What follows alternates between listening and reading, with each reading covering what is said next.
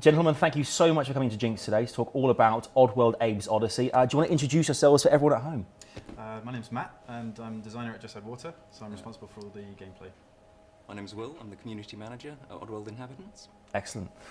So this is new and tasty. Is the reimagined version of the classic game. 17 years old now. 17 years. Yeah. That's insane.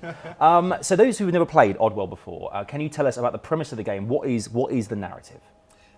So it's a game about a lovable Mudokon called Abe, who is a cleaner in a meat factory, and he one day discovers that all his friends are going to be turned into meat snacks. Brilliant. Okay. He has to rescue them all. Okay. And it's because I've noticed in the game, this is a game which is obviously 17 years old now, but it's one of those games which is it has so much nostalgia attached to it as well. What do you think makes it so appealing to audiences at home? I think the character Abe is a massive draw for a lot of people. Like he's got a lot of expression, he's got a lot of humour. It's very much slapstick, and you kind of enjoy seeing him getting knocked around and falling into some nasty traps. So you want to get him out of there in one piece, hopefully. Gotcha. And I guess you feel the same way about Abe as well. You're quite passionate about him as a character, Will? Yeah, absolutely. But also for the other Mudokons. Yeah. You want to go around and rescue them. And not feel guilty when you get them in a meat saw. Because I'm playing it recently. I missed it, kind of when because to actually save the Mudokons, you have to create that portal by going that kind of classic thing that he does, because it summons the birds and everyone jumps through the portals. Yeah. It's weird how many good memories it brought back, because this was originally on the PlayStation 1, wasn't it? It was, yeah. Back in 1997. I can't believe that, because I used to love it so much. Yeah, we're all big fans. Because I guess it takes those who haven't played it ever before. It kind of takes the same kind of it has the same kind of feeling to it, like Prince of Persia, for instance. Yeah. Would you say it kind of takes from that kind of those games of old, and it kind of makes it what it is today? Yeah, I think that was Prince of Persia and Flashback were definitely influences on the original game. They were sort of quite groundbreaking at the time for their really fluid character animation, and you got a lot of sort of lifelike elements to the characters, and that. So I think that was a huge influence for it.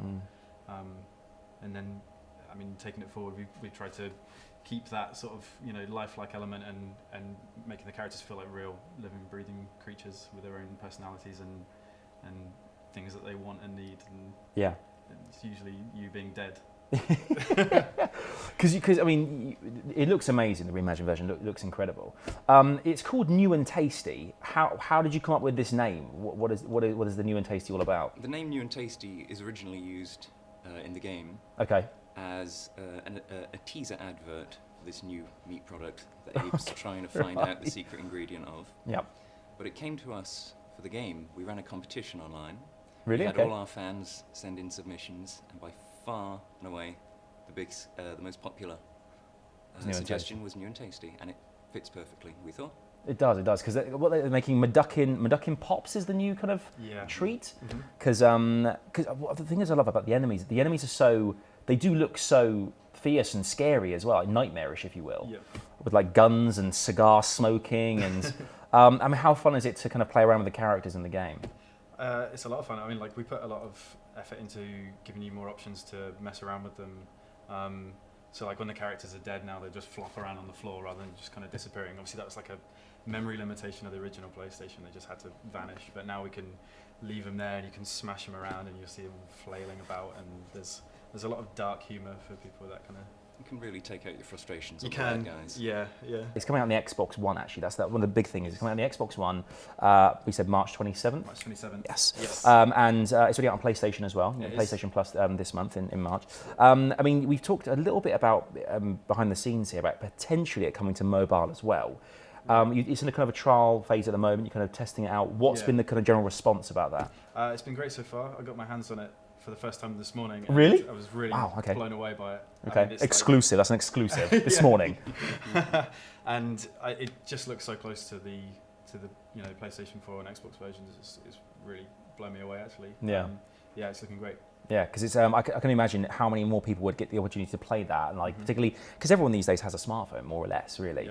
Yeah. Why wouldn't you want to play a bit of Abe's Odyssey, right? Yeah. Exactly. Taking with you everywhere. Yeah, exactly. So do you think, I mean, will there be any, coming up in the future, do you think there'll be any DLC announced for, about New and Tasty and for Abe's Odyssey and things? So we've got a bonus chapter, a DLC chapter called Alf's Escape, which is already available on PlayStation 4 Amazing. and PC. Mm-hmm. And that's kind of an extra sort of side story where you rescue Alf, who's in another Oddworld games. He was in the Exodus game, that's right? He was Abe's Exodus, yeah. Okay, and is he, how different is he to Abe as a character? Is he a lot kind of stronger and a little less gawky? Is that what it is? Al's got his own lovable personality. Okay. He's a bit of a sarcastic wisecracker. Right, okay. But in Alf's Escape, he's more persistent than other Mudokons that you have to rescue. You have to lead him from section to section instead of just find the nearest portal. Amazing. Yeah, so we came up with the idea of basically taking one Mudokon through a gigantic obstacle course and trying to get him through in one piece. Okay. I look forward to playing that very soon. I want to play this as well. So fellas, thank you so much for coming in today. This is actually available on the Xbox One as of Friday, March 27th, but you can also play it on PlayStation 4 right now, and it's on PlayStation Plus at the moment, and it's on Windows, Mac, and Linux. Excellent. Make sure, wherever you are, to check that out, and thank you very much again. Thank you. Thank you. This video has been brought to you by Ginx TV. Don't forget to subscribe to our channel, give us a thumbs up, and check out these other videos. Also, if you want to see more of our shows, visit our website, ginx.tv.